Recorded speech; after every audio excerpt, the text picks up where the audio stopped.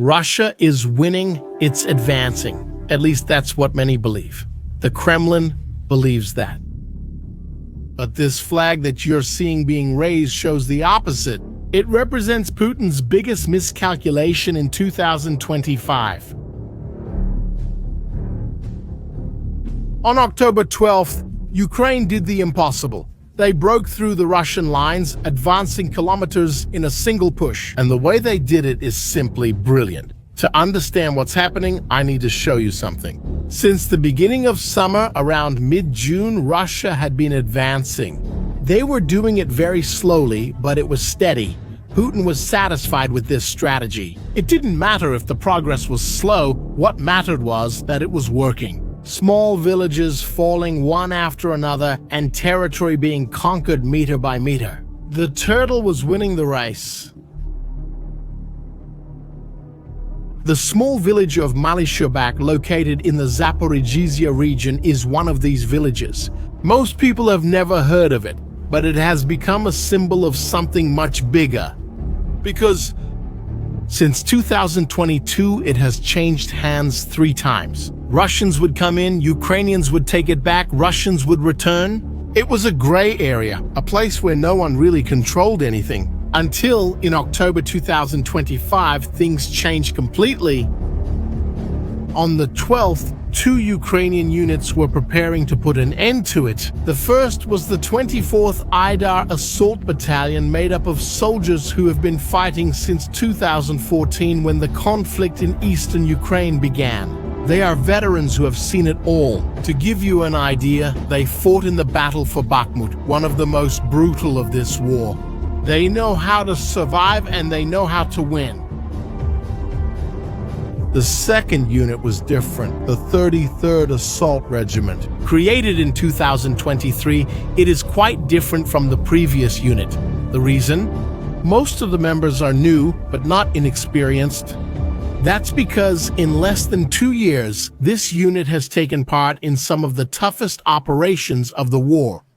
They were in Kharkiv, took part in the raid in Kursk inside Russia itself, and now they're fighting equipped with Western combat vehicles like the American Bradleys and the German Martyrs. Ukraine basically combined experience with modern equipment. Veterans who know what to do with soldiers who have the tools to make it happen. And that made all the difference. But before talking about the battle itself, you need to understand how the war has changed. Because the battlefield of 2025 looks nothing like that of 2022. The difference is in the drones. They're everywhere, in the sky, all the time, seeing everything. Experts say that drones are responsible for up to 70 to 80% of all casualties in the war. 70 to 80%. Think about that for a second. Any movement can be seen, any concentration of troops can be detected, any vehicle that isn't hidden can be destroyed within minutes. Drones have created what the military calls a transparent battlefield. There's no place to hide during the day anymore, and it's no longer possible to move large formations without being detected. This has forced both sides to change.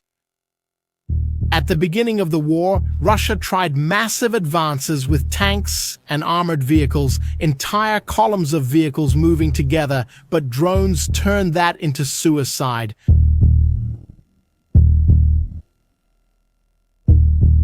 So Russia changed tactics. They started using small groups of 4 to 6 soldiers. These groups tried to infiltrate Ukrainian lines without being seen. No tanks, no heavy support, just soldiers with light weapons trying to advance quickly and quietly. And it worked. It kind of worked.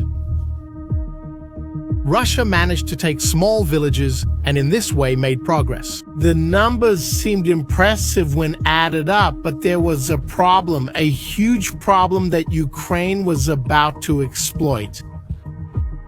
When these Russian groups took a village, they became isolated. They managed to get in, but they couldn't protect themselves. They had no way to build real defenses. They had no armor to defend themselves. And the gaps they made in the lines were so narrow that Ukraine was able to close them quickly. Once isolated, those Russian soldiers were left without supplies, without reinforcements, and with no way out. Ukraine quickly recognized this and developed something new to exploit that weakness. They called these new units assault forces. The commander-in-chief of the Ukrainian forces, Oleksandr Syrsky, explained how they are different.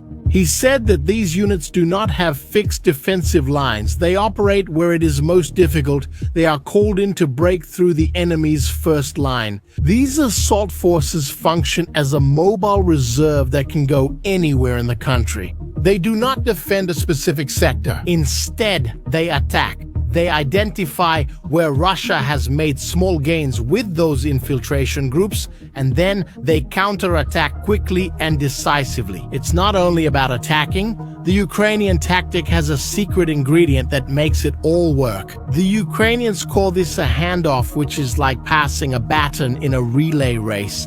It works like this. Small Ukrainian assault groups move at night. They use the darkness to hide from drones. They don't attack head-on, they attack from the flanks, catching the enemy by surprise. And when they break through the Russian line, something crucial happens. Heavier units, which were waiting just behind, immediately advance through that opening. It's as if the light groups open the door and the heavy groups with armored vehicles come in to make sure it doesn't close again. The Russians try to do the same thing, but they fail, because when the Russian groups open a gap, no one shows up to support them. They are left alone and are destroyed. Ukraine manages to make this handoff work because of coordination, and it's not just any coordination. They do this in an exceptional way.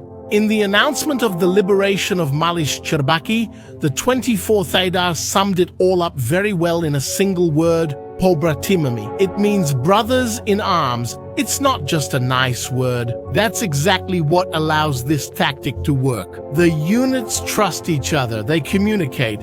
They work together like a machine with well-oiled gears. And on October 12th, that machine was set in motion. The attack began against Mali-Sherbak. The assault groups went in. The Russian forces defending the area were exactly the kind of unit that this tactic was made to destroy. Small infiltration groups without heavy armor, without solid defenses, they didn't stand a chance. In a few hours, it was over. Mali-Sherbak was free. But that wasn't all. The operation also cleared the neighboring village of Sherbak and managed to partially liberate another village called Stepov. In a single day, Ukraine advanced 3.5 kilometers into the territory that Russia controlled. The advancing front spanned over 5 kilometers.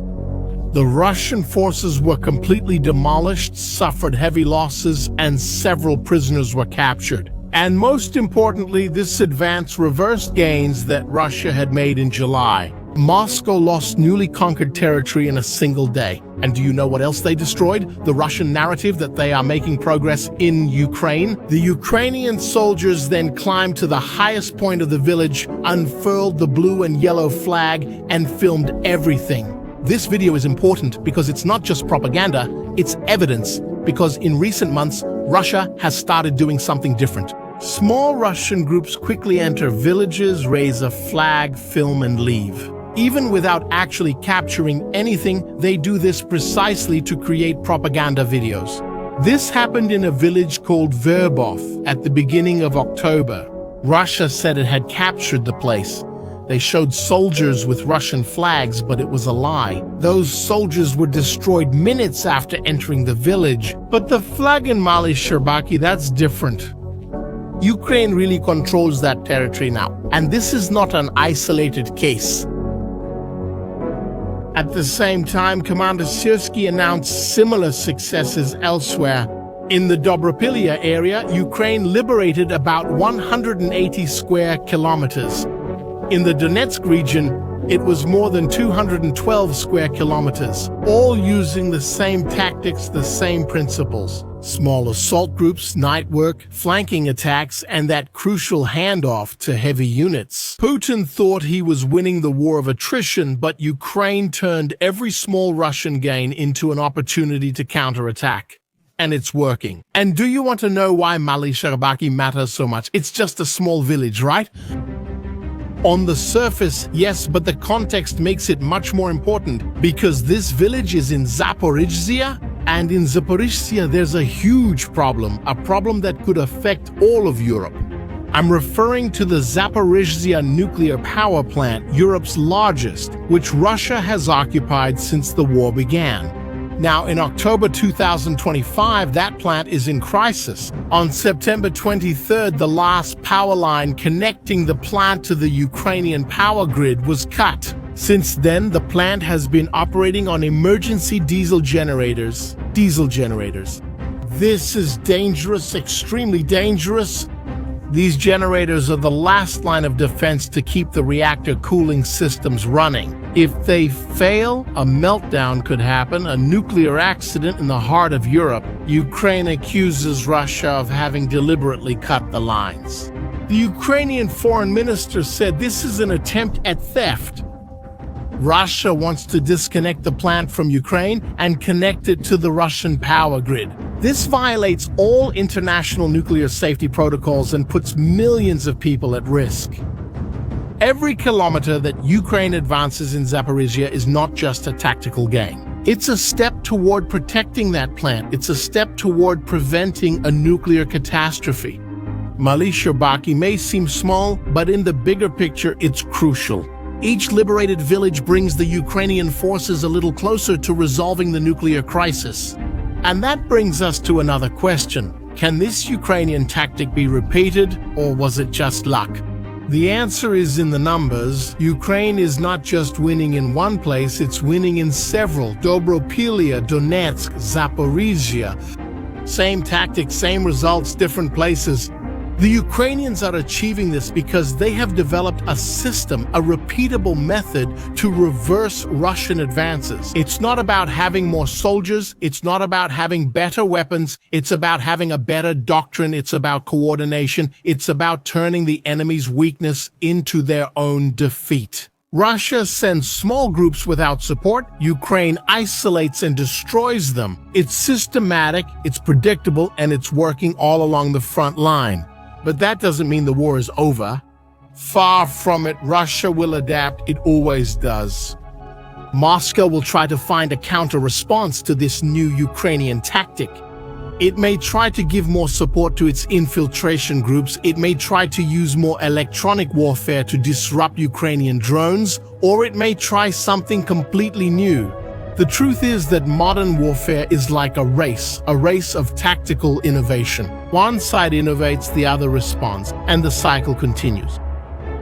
Mali-Sherbak is just a portrait of this race. A moment frozen in time, showing that at this moment, in October of 2025, Ukraine is ahead.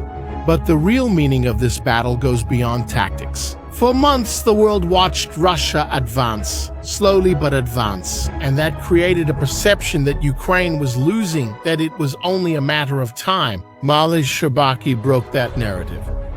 It showed that Ukraine can not only stop Russia, but can reverse its gains, can reclaim territory, can win battles. And more importantly, it showed that it has a plan, it has a strategy, and that strategy works. Now, I want to know your opinion. Do you think Russia will be able to adapt to this new Ukrainian tactic, or is Ukraine already a few steps ahead?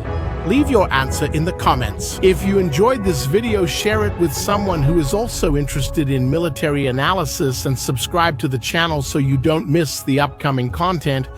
See you next time.